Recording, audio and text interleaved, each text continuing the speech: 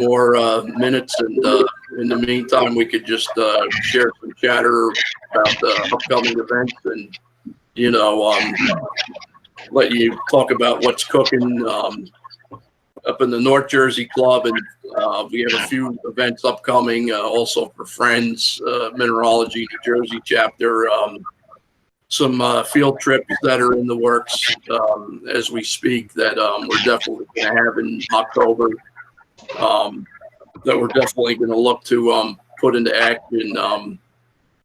One of them is Trilobite Ridge up in Montague, the tip of New Jersey. We're definitely going to have a return trip there. Looking at one of the later weekends in October. Hey, Tema, how you doing? And then also we're going to be looking at a few other opportunities as well. We have a trip to Diamond Mountain coming up in the very beginning of October, actually during a weekday on a Friday, as a club dig up there, and that's in Herkimer country in New York. So that's a Herkimer type. Yeah, so there's definitely some other things that are in the works too. So how's everyone doing? Good. Good to see you guys. Hey, Linda, how you doing? Oh, Julia, April. Oh, wow, we're we're cruising now. We went from 6 people to 20 in 5 minutes. That's pretty good. That's good. And counting. Hey, Julia, how you doing? Good to see you guys. Yeah, I haven't talked to you in a while, Julia. How have you been? Busy and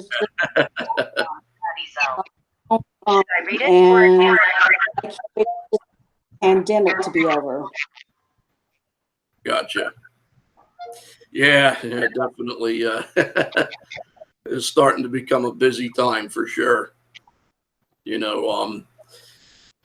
now with club activities starting up again and kind of getting back in the swing of things, we're definitely looking at a busy rest of the month and into October. Definitely a number of trips and events coming up. We're looking forward to the Franklin show at the end of the month. Definitely good up. Yeah, as Tim said. Yeah, a lot of work went into orchestrating that show, and it's definitely going to be a great, a testament to, dealing with, times that could be difficult, and hopefully it has a good overall success, and we'll see what, how the turnout is, and it's a good number of vendors. So we'll definitely see how that goes. And that same weekend, we have a garage sale up at Sterling Hill. That'll be taking place the same Saturday and Sunday, 26th and 27th. And pretty much the Franklin Mineral Museum is going to be having a mineral sale as well that same weekend. So that'll be something to also see. And yeah, beyond that, the Edison show will be going on, although it's nothing club related, just strictly sales. And that's the first middle of the first week, I believe, in October into that first weekend, like Wednesday to Sunday, the first weekend in October. Hey, Jess, how you doing? Hey, Dave. Hey, how are you, buddy? Hi, Derek. Hey, Is that Linda over there? Yeah. Yeah. I'm on my phone. I can't see much. I'm out walking, I see you Dusty. walking. It's going to get dark. Hey, Dustin. Yeah. Just man. Now the quorum is You got Dustin on the camera. I'm just getting somebody missing. Yeah, I does. There we go. See, I make the meetings fun. Yeah, absolutely, definitely. Yeah. Don't get Sorry lost. to interrupt. Go ahead. No, yeah. Yep. So, yeah, definitely, it's a getting to be a happening time again, and definitely some things, right in the front line, coming up. Like I said, some trips restarting and shows, in our backyard. So definitely looking forward to that. Hey, April, how you doing? Good to see you. Did you mention the garage sale at Sterling? Yes, thank you, Derek. Yeah, again, I'll mention the Sterling Hill garage sale. Derek is one of the people that'll be selling at that show. Derek, if you want to mention something, by all means, go for it. You want to give it a, mention? No. During the same time as the Franklin show, a couple of guys are going to be helping the Sterling Hill Museum sell some of their deacquisition material during those 2 days. So if you get a chance to go up to the Franklin show, then by all means, please stop by Sterling and check out what we have to offer as well. Definitely. Yeah, no, that's a great concept. Yeah, definitely. Like Derek said, same weekend, similar hours, I believe, to the Franklin show, more or less. I think the posted hours are 10 to 4, but that end time is very loose. Yeah, right. Yeah, It's 10 to whenever we decide to leave. So yeah, there you go. Yeah, definitely, guys. That's one to check out. It's right around the corner from the Franklin show, literally. So it's a stone's throw, and something to break up the day and go over and explore, and at Sterling Hill. So yeah, I'll tell you what, Derek, if you are at the ready, more or less, or if you need a few, just let me know. Otherwise, I'll turn her over to you. okay. I think we have a good, solid number of people in, and I think we got a good start.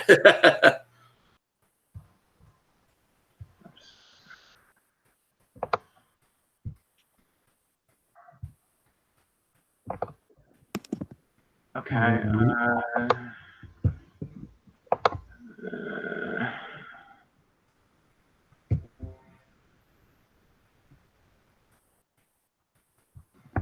Okay, so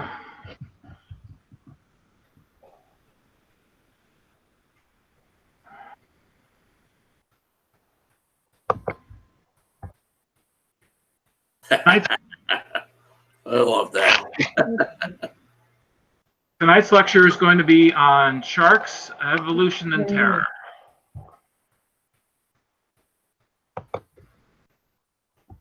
So one of the first early sharks that we have in the fossil record is Xenocanthus. This is found in the Permian deposits of Oklahoma and Texas. And believe it or not, it's actually a freshwater shark. And it's known for having these bifurcated teeth. So it has these two lobes here. And essentially that's for grabbing onto fish. So usually any shark that has these long pointed teeth are usually fish eaters. And it was this very long eel-like shark. As freshwater environments started to be exploited by primitive fish, of course the predators, the sharks, went in and get some meals and tried to exploit the fish.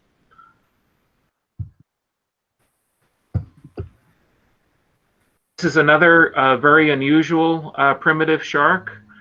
This is called Edustus, and evidently had one solid bone with one tooth on it, but there was all multiples of it, all going into its jaws.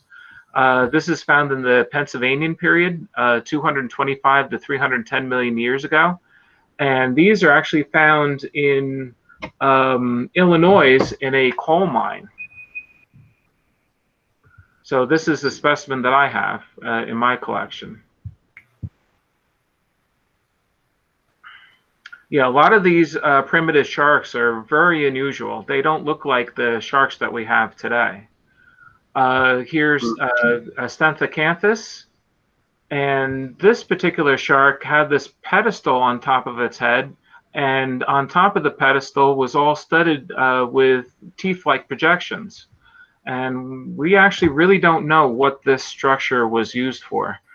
We don't know if it was for mating or if it was for some other type of activity that the shark was doing. But this is the actual fossil of it, and you could see this pedestal right on top of its head with all the little teeth sticking out. And that's from the Carboniferous, 350 to 400 million years old. Maybe it used it to attach itself to something like another larger fish, or? Quite possible. So here is another very unusual fossil. This is a fossil of what they call Heliocoprion. And this comes from Russia. Now, originally when they found this, of course, it kind of looks like an ammonite, so they thought that this was an ammonite fossil. But if you look very closely at the fossil itself, this is one that's at the American Museum of Natural History in New York City. These projections are actually teeth. So this is actually a tooth whorl from a shark. You can actually even see the teeth down here on this whorl as well. The bottom, this is only on the bottom jaw, and you could see it's like a buzz saw. So this is kind of what they think that the most accurate representation of what the shark looked like, and this is the tooth whorl in its lower jaw. But before that, they really didn't know what this structure was or where it came from on the shark. They thought maybe it was on the tail. There are some that think that it was maybe on the top of the fin, different ways that it was on the top of the nose. So these are some older reconstructions of Heliocoprion. And again, it was kind of just like a best guess as to what this thing was. But since this reconstruction came out, they found other better fossils of this. And right now, this is the most accurate representation as to what the shark actually looked like. Now, a little bit about sharks in general. As I don't know if everybody knows, but the vertebra and the teeth are the only real true bones in a shark's body. Everything else is made out of cartilage, which is pretty much the same stuff that your parts of your skeleton are made out of, and the tip of your nose is all out of cartilage. So they're very flexible and can wiggle into small areas. But unfortunately, that doesn't make for a good fossilization medium. So shark teeth are very common in the fossil record because, again, they are made out of bone and hard parts, and their vertebrae are relatively common in the fossil record. But to actually have a complete shark fossil is relatively very uncommon to relatively rare, depending on the location in the world. So there aren't that many complete fossils of sharks. So a lot of the inference as to what these sharks look like is basically just kind of down to artistic guess and with a little bit of scientific knowledge thrown in there. But just to let you know about other types of fossils that come from sharks, of course, there are the teeth, there are the vertebra up here, but also some sharks have these dorsal fins that are on the leading edge of their dorsal fins for protection. So sometimes you can get those. Sometimes you can get ossified cartilage that's around the mouth area. Of course, when food goes in, waste has to come out. So under certain circumstances, you can get shark coprolites or fecal pellets. And you're not going to really find these unless you're really particularly looking for them. But shark skin are actually embedded with small little tooth-like projections called dermal denticles. And those are actually help the shark to swim efficiently through water. And you do find those in the fossil record as well, but they're very, very, very tiny. So usually, unless you're looking for them in particular, you're usually not going to find them.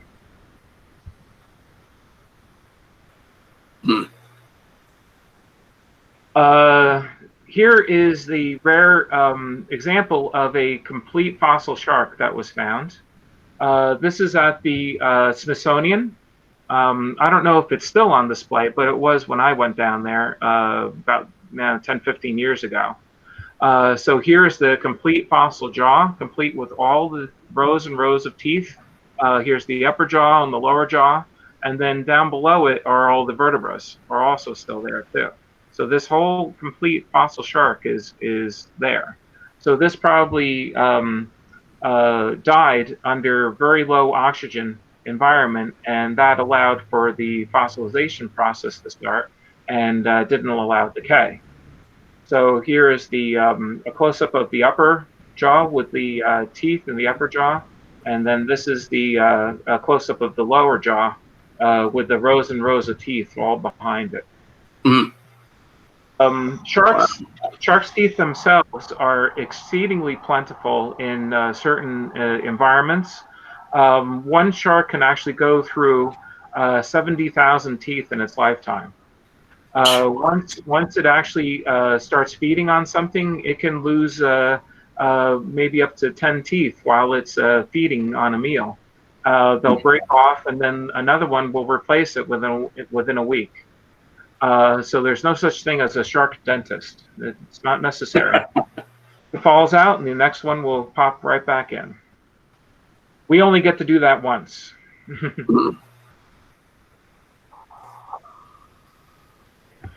Here's another example of a complete shark with the tooth dentition still intact. So this shows the working teeth down here, and all the rows and rows of teeth as you go back into the jaw. Usually most sharks are dealing with at least 6 rows of teeth. So for any working tooth, there's at least 5 teeth in back of it ready to go in various stages of development.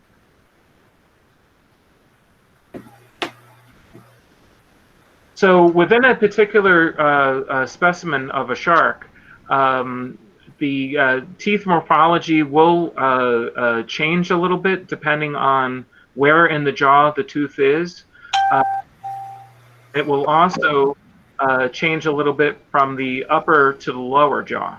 So usually in most sharks, especially most modern day sharks, the top tooth will be a broad type tooth, and then the lower jaw will be a rather pointy type tooth. So that's the lower jaw is to hold on to whatever it's biting, while the upper jaw will saw back and forth to take off a chunk of meat. So I'm not going to get too much into the terminology, but you get the symphyseals right here in the front of the jaw, the anteriors, the laterals, and then the posteriors are in the corners of the teeth, corners of the jaw. So when you find an individual tooth, depending on what species it is, you should be able to determine the tooth position based on its slight morphology. Okay, also, if you take a cross section through the jaw, like you saw in those other fossils before, the teeth, there's usually, this is the working tooth up here, and then all these teeth in the back are in various stages of development. So this one will be the working tooth, and then this is right behind it, and so on and so forth, until you get to the one that's just starting to form down here.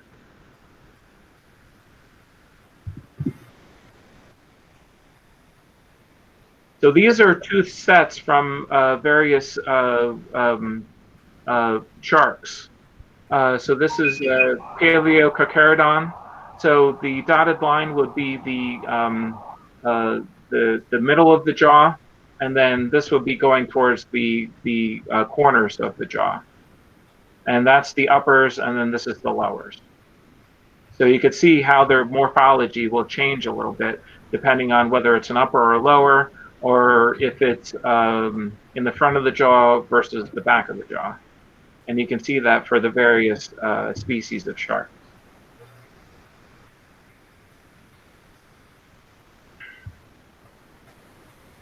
So here's another tooth set.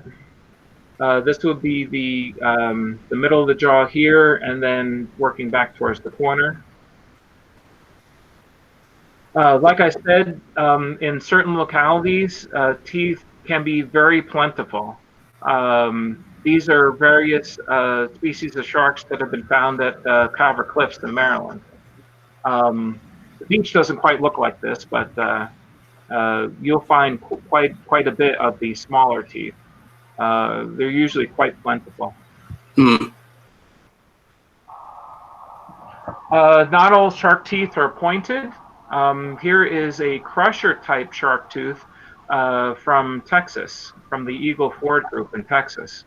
So this particular shark would eat crustaceans, sea urchins, probably some bivalves, scallops, that kind of thing. Pretty much anything it could probably fit in its mouth and crush up. So this is a crusher type tooth that was found in the Cretaceous of Texas. Now, like I said before, when a shark is feeding on a meal, it's quite common for it to lose its tooth while it's feeding on the animal. So this allows the shark to bite its own tooth from time to time. So as this tooth is in the meat and the shark is continuing its track, it can bite its own tooth. So on here, this is a hemipteristus shark tooth. You can see these three is in its own tooth, and that's where it actually bit its own tooth. These two specimens are actually the same piece. This is a megalodon tooth, and it actually has these two scratches right here on this space where it bit its own tooth. And then over here in the corner, which is over here, you can see where it scraped all along here and then dug into the corner of the tooth. So again, this is where the meg actually lost its tooth in its meal and then bit its own tooth.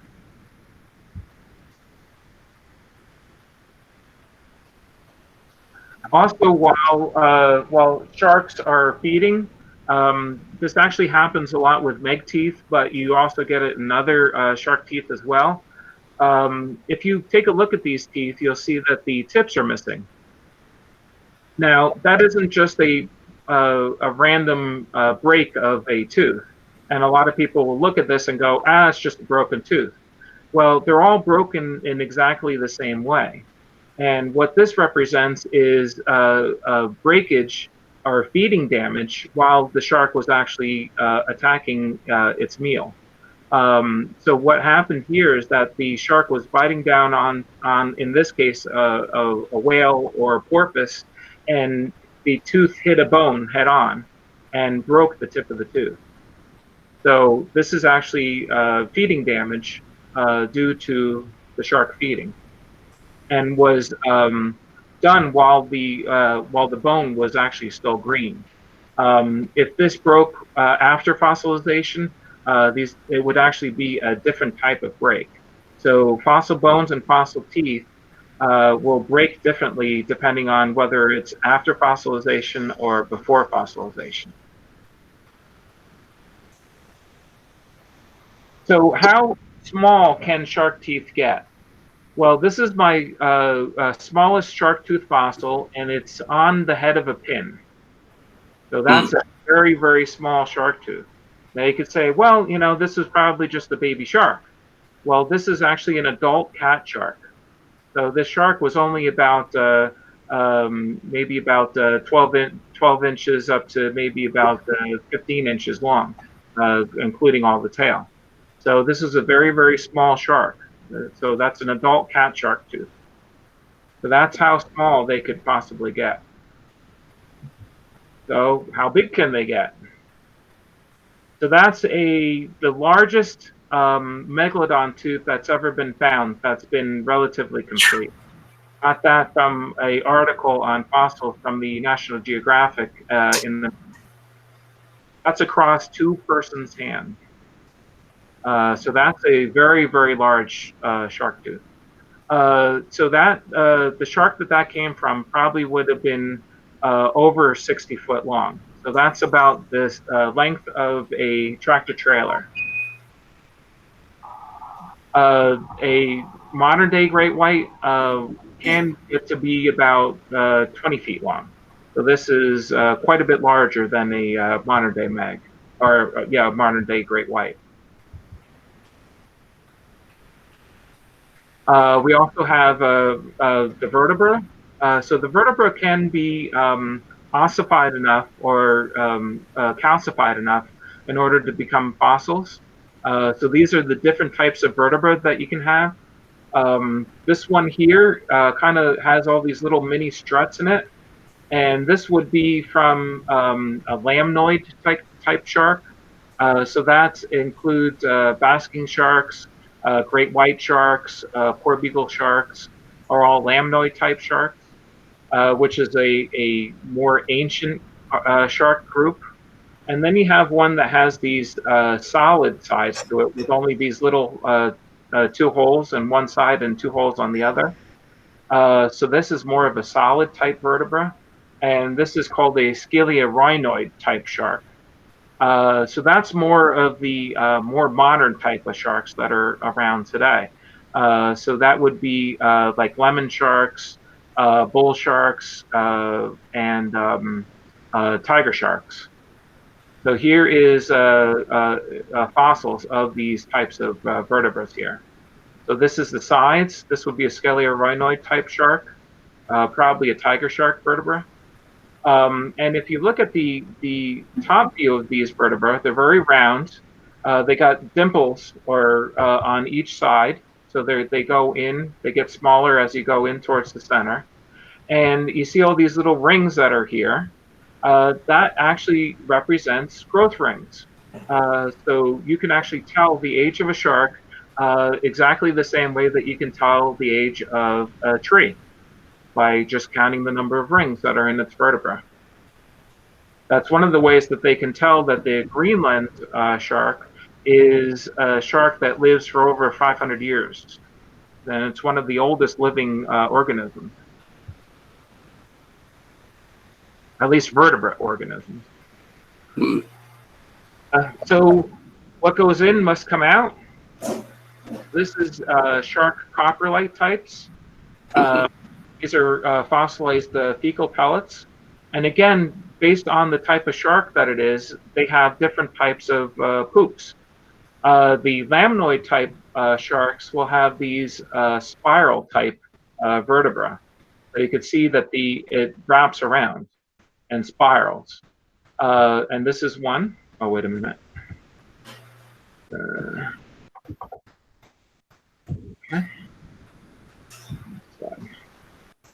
Had a trigger figure there. Spirals around, and that is based on how the shape of their intestines. So their intestines are spiral shaped, so that's why they get a spiral shaped coprolite. The next B is a scroll type, and that kind of looks just like a rolled up scroll. You can see it doesn't spiral down the length of it. So this is a scroll type coprolite here. Can you actually find them in Raminescent and Big Brook? Would be the spiral type. Yes, and you can find them there. They are relatively uncommon, but you can find them. And it's weird. I find them more at Big Brook than I have at Reminiscent. So yeah, that's another unusual thing. Here you have the shark spine. So this is a defensive shark spine that is on the leading edge of the dorsal fin. It's a very hard enameled bone. You can see also there's these serrated projections on the other end of the spine too. So this is for when a larger animal will try and bite down on it, and then it's going to get that spine jabbed into the roof of the mouth, and they'll spit whatever they have out, hopefully, and not continue to eat it. Modern day sharks like the Port Jackson shark and the horn shark have these dorsal fin spines. So now you're all revved up and want to go shark tooth collecting. So now I'm going to show you some various localities that you can go find your own. This is the Cretaceous of New Jersey at Big Brook, 70 million years old. Another shot of Big Brook in the fall. And for those of you who haven't been here, what you do is you either, there's gravel in the stream, so either you look at the gravel on the banks here or the gravel in the brook, and you sift it for the shark's teeth with 1/4-inch mesh. This is you would normally find at Big Brook and reminiscent. You get the goblin shark here, and this is a artificial tooth set from the goblin. There's 3 species of porbeagle shark, Cretolomna apediculata, Archaeolomna, and Cretodus. And this Scapholorhynchus, the goblin shark, is actually still around today. Still found in deep waters. The porbeagle shark is also still around today. You get the crow shark and sand tiger shark. The crow shark is actually extinct. That went extinct the same time as the dinosaurs did. So what probably happened there is that it might have been a specialist feeder, and what it was feeding on probably went extinct, so it went extinct as well. And there are 2 species of crow that are found there. The larger Prostodontus and then the smaller Squicocorax coopi. There's also sand tiger found there. 3 species, Carcharius samhameri, Carcharius homedellensis, and Odontopus. With Carcharius homedellensis being Homedale, New Jersey. So that is the type locality for that particular species. A little on the rarer side, you get thresher shark, Paranomatodon, and you get this angel shark, Squatina haysi. These are very, very small. So if you're looking, if you're using a 1/4-inch screen like most people usually do, you're not really going to find these particular teeth because they're smaller than 1/4-inch. You also find hypodont shark.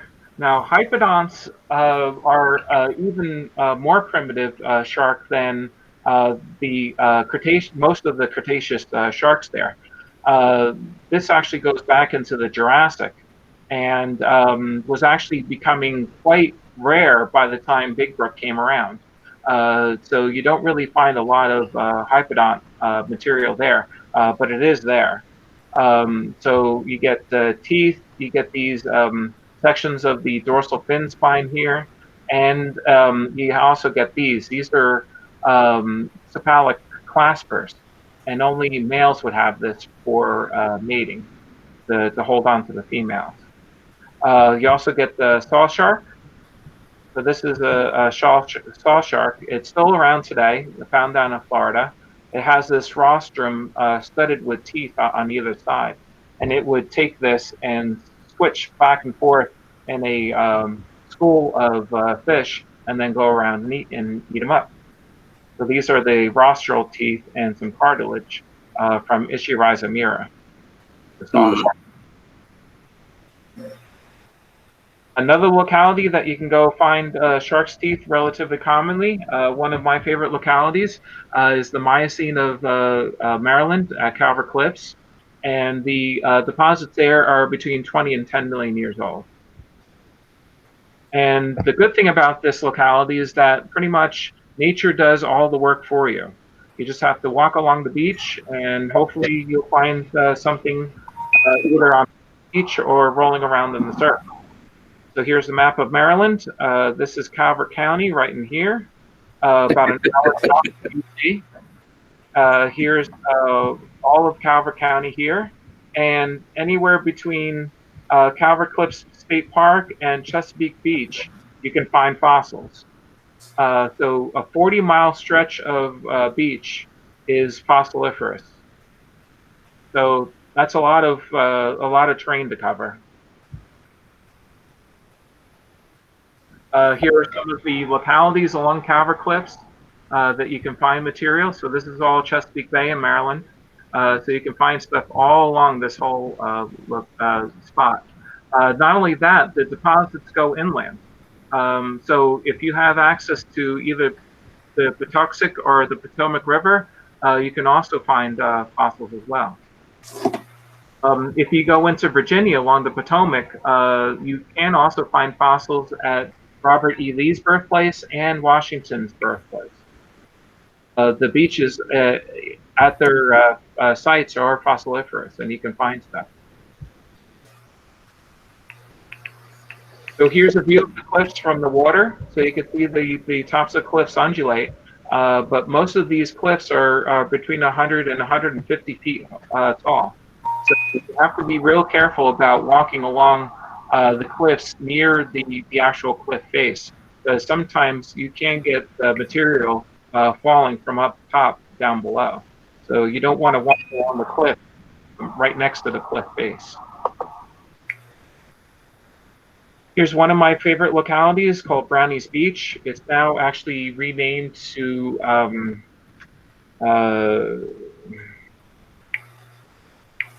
actually called now, but yeah, this is an interesting locality. You find fossil sharks and all sorts of other stuff there.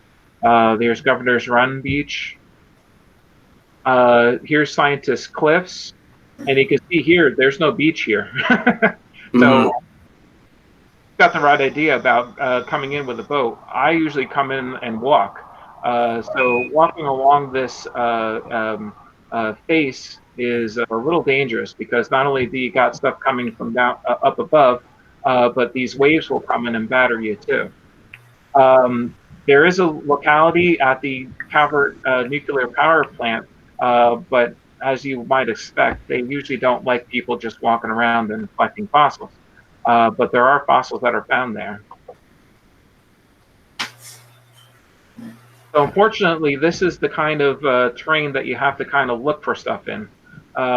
So some of the teeth do hide, and you have to kind of look around real carefully in and amongst all the rocks and stuff to find stuff. So you're not going to find a megalodon just sitting there real nice and pretty on the beach, just waiting for you to come to work for it. So some of the common shark teeth that are found at Calvert Cliffs. This is my favorite. This is my favorite tooth, besides the megalodon, of course. So this is Hemipristis, which is a snaggletooth. You get tiger shark teeth, gray shark teeth, and cow shark teeth. All still alive today. You get mako. So this is Icerus hastialis, which is a very large mako.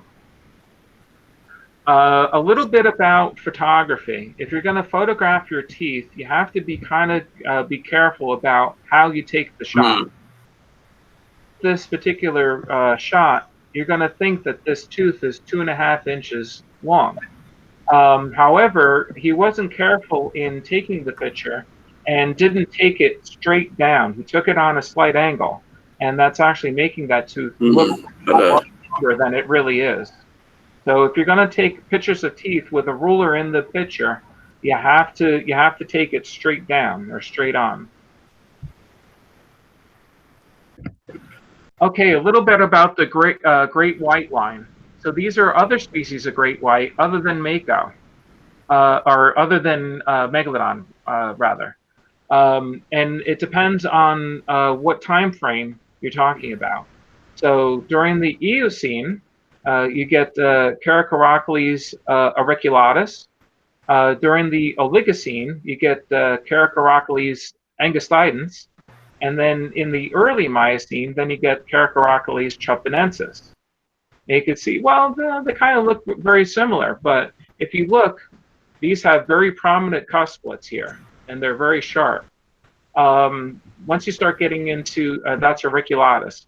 Once you start getting into angustidens, the teeth are the cusplets are a little bit smaller and not quite as sharp.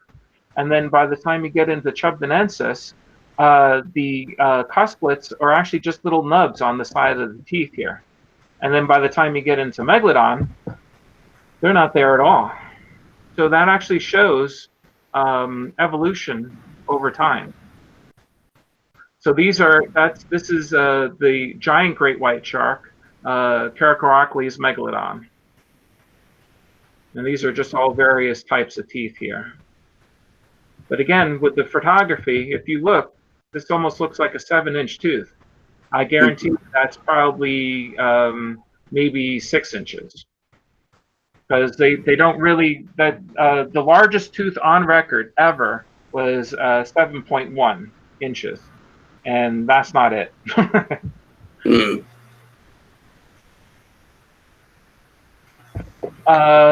So this is the tooth of the megatooth. So megalodon really literally translates to big tooth. Mega is large or gigantic, and odon means tooth. So big tooth. Why is the coloration different on those teeth? Well, it all depends on the type of formation that it's found in.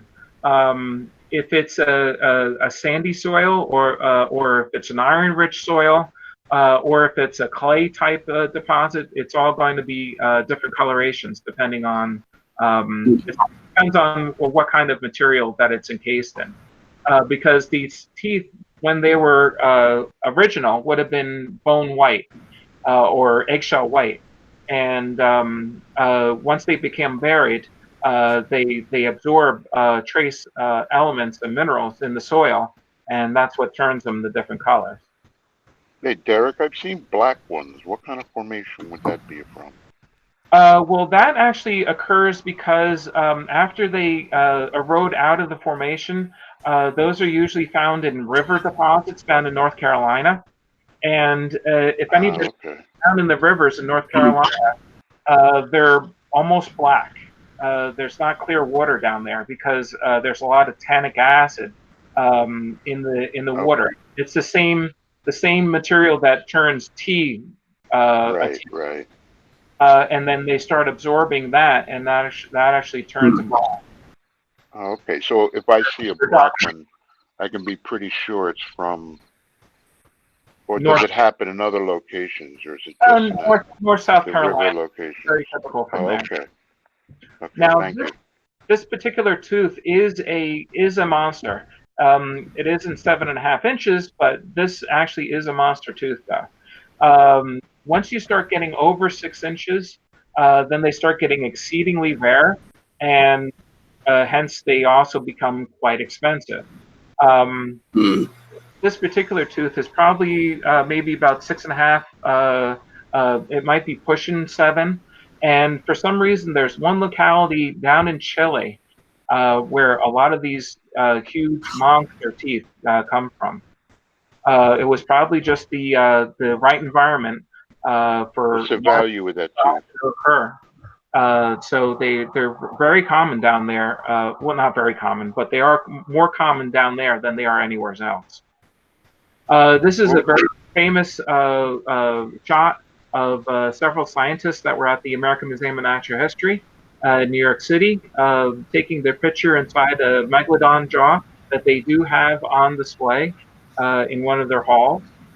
So this was before they hoisted it up into the roof. So this is our recreation of that shot. So this was a megalodon jaw that was for sale at the Phillips auction house in New York City. So anybody that had a spare $1 million laying around could purchase this jaw. So this jaw has, I think, about 35 or 40 teeth that are over 6 inches in length, both uppers and lowers. And all these teeth were found by this gentleman. His name is Vito. Fortunately, he has passed away. He actually passed away from a diving accident while looking for these teeth. but is a very famous shark tooth fossil collector. And if you notice, him and I both have the same shirt on. I didn't, that was just serendipitous.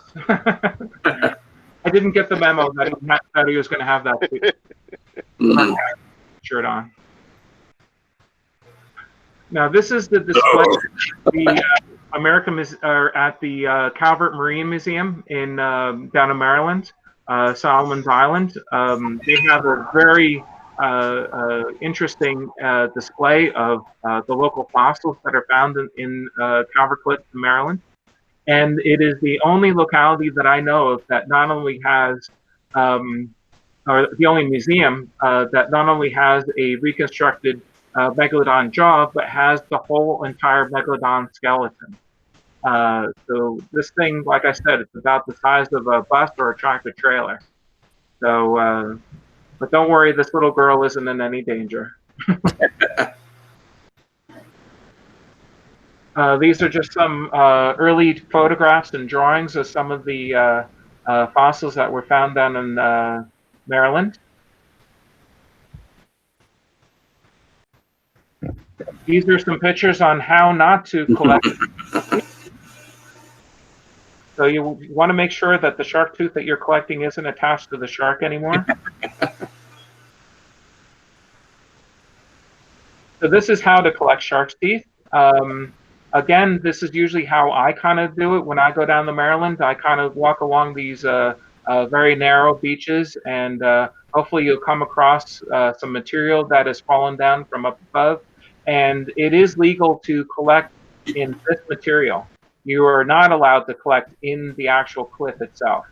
Not only is it illegal, but it is there's a reason why it isn't illegal. It's just not wise. If you start digging in the cliffs, you can destabilize it, and you can die. Unfortunately, usually on average about once a year, somebody will either get hurt or lose their lives from material falling down from the top of the cliff. So you do have to be very careful and alert when you're walking close to the cliffs. If you see some dirt trickling down, look up and get out of the way. Further on, if you're into either scuba diving or snorkeling, when the waters are calm, you can go out and snorkel and find shark's teeth just sitting on the surface of the bay. So that's also another way to go and collect shark's teeth.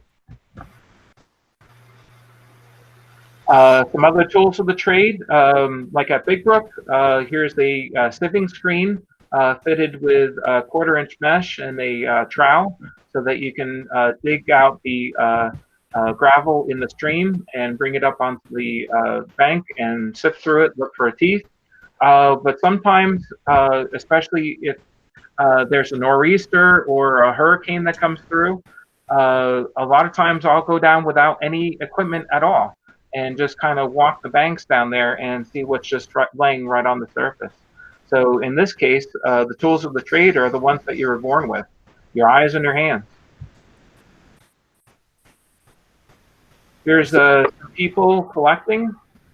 So this is me with a friend of mine. We're collecting shark's teeth.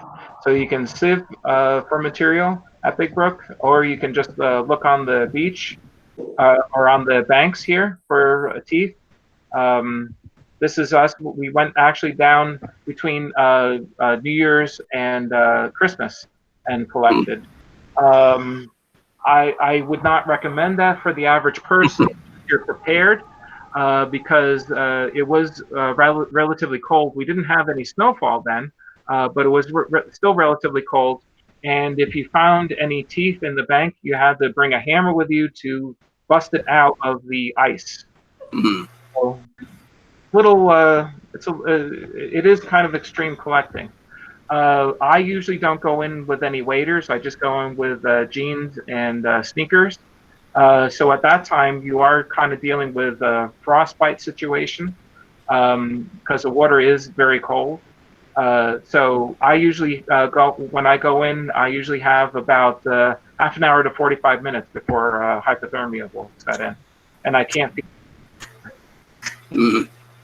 But the reason why I don't wear waders, especially in the winter, is because if you fall down, the waders can fill up with water and make it very difficult to stand back up again. So I would rather be a little cold than dead. Here's again some people collecting. So here's my father and I. Here's my father and I, and some other friends collecting shark's teeth. This is Elaine.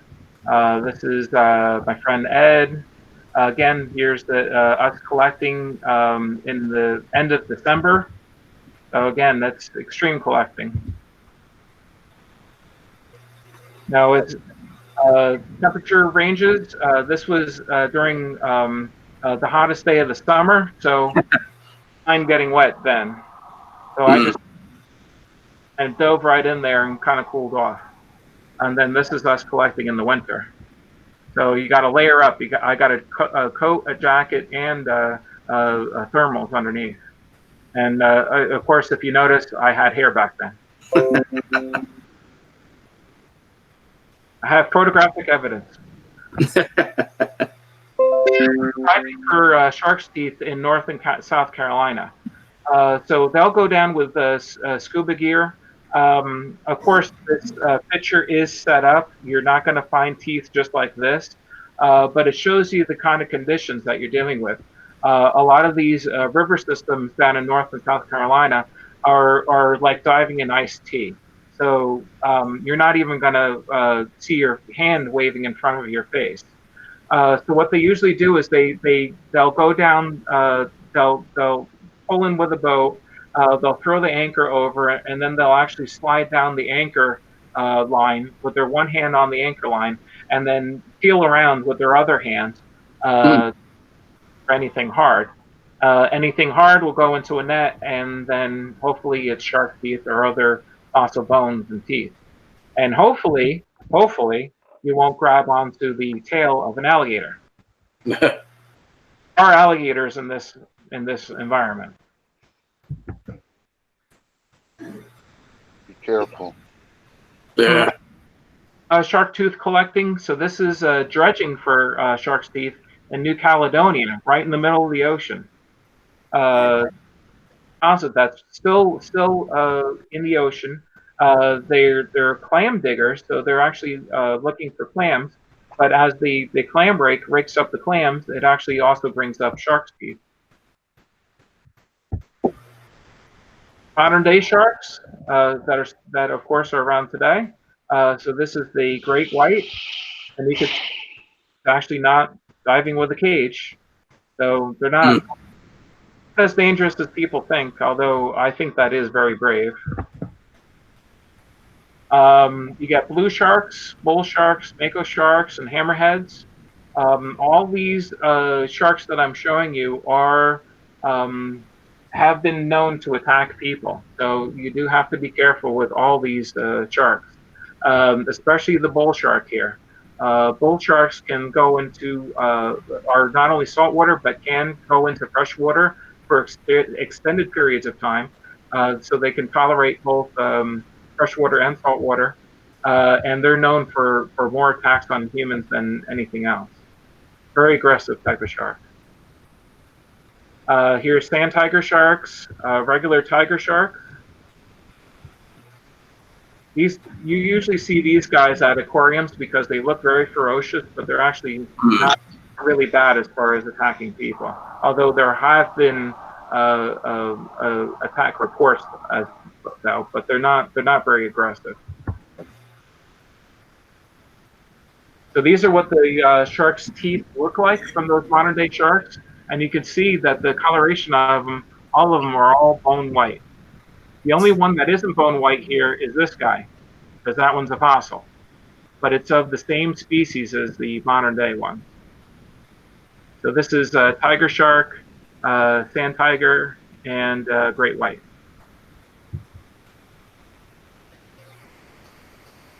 So once you got the fossils, how are you going to display them? So this is my vertebrate collection of Big Brook. So these are all the fossil shark's teeth up here in this area. So Riker mounts are actually a good way to display your finds once you have them home and cleaned up. So that's a Riker mount. Also, coin holders will work very well too. So this is a crow shark tooth that I have in my collection from Kazakhstan from the Cretaceous, and you can put it right in the coin holder, and there's a spot on most coin holders that you can put a label on it. Here's a Riker mount full of shark's teeth from Maryland, and also these gem jars are also very good for holding your teeth. Because you could see it very well. You don't have to take it out of the gem jar in order to see it, and you could put what it is on the side. Labeling your specimens is extremely important because while you may know what they are, the next person that gets them may not. So when I get fossils, if it's not already labeled, I try to put a label, as much information as I know about it. And if I found it, I even put the date of when I found it. As much information as you can, because a fossil without a label is almost useless as far as scientific material goes. There have been fossils that I found that were scientifically interesting and that museums were interested in getting. And if it wasn't for that information, as scientifically important. So, like any other teeth, shark's teeth sometimes will come in all kind of wonky. So these are the pathological teeth. So sharks are very primitive animals. They don't really have disease. They don't really get cancer. But every once in a while, sometimes they can get damage to a particular spot on their jaw. And then when the teeth come in that damaged section, sometimes, again, they can come in all wonky and bent. So this is a megalodon that has a double tip on it. So that's a pathological megalodon tooth. And these can actually fetch a pretty good price if you come across them. Because again, they're relatively uncommon in the megalodons. They're a little bit more common in other species of sharks. Here's another megalodon tooth with a wavy cutting edge. There's a mako shark tooth that's bent. Here's a sand tiger that's actually bent in the other direction. Here's a sand tiger where it has a 90-degree bend in the tip, and then here's another megalodon that is bent over to the side. Here is a Otodus or mackerel shark tooth from Morocco. It's Cretaceous, and this is what a normal one would look like, and here's a pathological one. So it kind of looks like this thing was made out of plastic and he left it on the radiator a little bit too long and it started to melt. But yeah, these things are relatively uncommon. You also have predatory bite marks on bone. So this would be a whale rib showing various bite marks into the rib. Here is a actual fossil, again with 3 bite marks on it. Here is a porpoise vertebra in my collection that has a bite mark on it. And here's a whale rib that is also got numerous bite marks and gouges into it. Usually if you find these vertebra with these bite marks on it, you'll notice that once looking at quite a few of them, you'll notice that almost all the bite marks tend to be on the bottom sides of the vertebra. The reason for this actually goes into the predatory nature of megalodon and even modern day great white sharks. They'll usually go along the bottom and they'll try to spot their prey up on the surface as a silhouette, and they'll rocket up from the deep and come up and latch onto it So you'll almost always see these bite marks on the bottom type of the vertebra. So this shows that predatory tactic that modern day great whites have was also shared by Megalodon 20 million years ago. Here's some shark teeth associations. So this is, again, I found this in Maryland. I was actually collecting. This is the state fossil for Maryland, fossil of Maryland, called Ecphora quadricostata, which is a type of snail. And when I got it home, trying to prepare it out, I found this tiger shark tooth sitting right next to it with some feeding damage on the tip of the tooth. This is from Morocco. So this is a mosasaur tooth, but it also has a Encodus tooth, a fish tooth here, another crow shark tooth here, and a mackerel shark tooth here. So they all died together in a bone bed. This is from Shark Tooth Hill in California. So evidently this was a small whale carcass. So that's a whale vertebra with some ribs. There's another rib here, but there's also associated mako teeth. So this was a mako tooth here and another mako tooth down here. Usually when you find these porpoise and whale skeletons in the formation, you'll almost always find associated teeth along with it. So evidently it was either a primary kill, where it killed the animal and then lost its tooth while killing the animal, or the animal died and the shark was scavenging it later on. So that's the end.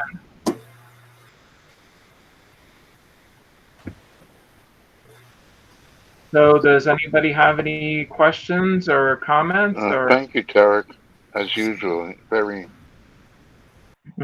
Thank you. good. Thank you. Absolutely. Very cool. Outstanding. Very cool. Very nice. Excellent job, Derek. Oh, thank Thank you very much. Thank you. I actually had a question, Derek. If you go back to the picture that has the ruler next to the teeth on a diagonal, Yeah. I was just curious if you thought maybe the fellow that was measuring on the diagonal was maybe looking at a certain point on the one end of the tooth and then looking, the furthest distance from the one end to the tip. Right. Yeah. Essentially, instead of it being head on like this, he was taking this on a diagonal going down. That's what's actually making the ruler not measure correctly. Yeah. The ruler or some sort of scale like that, it has to be dead on. And then let's Now on the top of a tooth, the both parts of the root aren't exactly on a parallel or horizontal. Right. Would you just take the higher of either side? Yeah. Usually the measurement is the longest dimension of the tooth. Okay.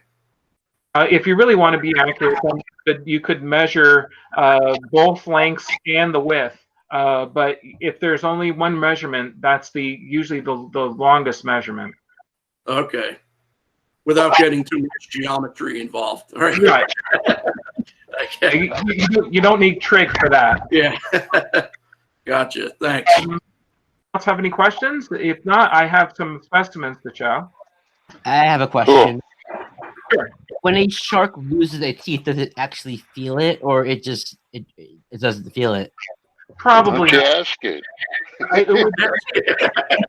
You probably heard about as much as when we lose a hair. Okay. Yeah, there are blood. There There's blood supply that goes to the tooth, but there aren't really any major nerves that go. There are a little bit because when a shark actually bites at something, it's actually getting feedback back to the shark what it's actually biting. So that's how it feels its environment, by biting it. That's why usually when people get attacked, they usually don't die from the attack. They die from later blood loss. So it was just the shark kind of being what it was, that it didn't want to eat it and let it go. It wasn't a seal, it was a neoprene Right. dive suit, yeah. Actually, especially great whites, they don't want to eat us because, believe it or not, we're not worth it. We don't have the fat reserves that it really wants. So that's why you Enough nutrition. after seals. I do, but Stay away, baby. Dave, we're gonna need a bigger boat. Oh, boy. So that's usually why. Sorry, Dave. I had to Oh, go hey, there, you Dave. I'm sorry. I didn't want to, but I had to. there you go. You got to have a Jaws reference on a shark presentation, right? Absolutely. Of course. You have a And the question? bull, like Derek said, is known to eat just about everything, right, Derek? I mean, like boat anchors, They're real trash. scavengers. Especially tiger sharks are known for being the garbage cans of the sea. They'll kind of try to eat anything just to get some sort of nutrients. Mm. So Is yeah, that one of those cases where, like, they're tasting it, Derek? Like, yes, exactly. they like, oh, that's a license plate. We don't eat that. So is that what it's really doing? You know, Right. Mm-hmm. another Jaws reference, by the way. Yeah. Yep. I remember that. So So I snuck 2 Jaws references in here. Oh yeah. for specimens, I have. Everybody see that? Yeah. Yeah. Justice shark tooth. So Oh. particular shark only had one tooth on this bone, but it had multiple bones with multiple teeth on it. So that's Huh. that was found in the coal mine in Illinois. So that was Oh. Carboniferous. Mm. And then I have this is a shark vertebra. More than likely, Yeah. based Can on you light that up anyway better? Like, can you get better lighting on that piece if it's possible? how about that? Mm. It's just sort of dark. Yeah. Yeah. It's all right. We can still see it. I have a mackerel shark tooth from Morocco in Matrix. Nice. Cool. Wow. So that Quite goes large. around. That's a mackerel shark. In the precursor megalodon. So it went from this guy through all those Angostinans, Auriculatus, Chubdenensis, and then megalodon. So that's a megalodon ancestor. Wow. This is the largest Oh, tooth. Wow. that's Wow. a nice one. Nice. So- Nice. Size of my head. Yeah, very nice. Well, you got the big tooth, or you got a small head. I don't know. Oh, yeah. Open for that. What's the value of that, Derek? Retail value of that? Well, this is over 6 inches. So Right, right. if I were to put this out for sale, it would probably be probably around $1,200–1,300. Wow. Yeah, you get it's weird. Once you get over 5 inches, then it puts it into a certain price range. Once it gets 6 inches, then it goes into another Eniata Nice. Can I add Is another that personal collection? decimal place? Mm. Yeah, that's That's personal. your personal collection. Yeah. Awesome. And then this is a modern day great white shark tooth. So you can see the difference between that guy and that guy. Now, is Wow. the shape of the tooth similar? I mean, I know the size, obviously, but how the tooth is structured, is that similar? It's similar, but not exactly the same. If you notice, the modern day great white tooth is a lot thinner. Oh, okay. Reference to the size of the tooth. It's more streamlined, yeah. Yes, and also the serrations on it are a lot coarser for the size of the tooth. Oh, okay. Okay. Not a shark. Okay. But this would have been a relatively large shark. So this one probably would have been from a 18 to 20-foot shark. Wow. Most Modern 18 to 20 foot. great Yeah. modern day great white teeth are actually a lot smaller than this. So that's it. Thank you. Thank you Awesome. once again. Very nice. Thank you, Derek. I'm glad everybody enjoyed it. Thank you. We always Very do. good. You're the best. Very cool. He sure is. Yeah.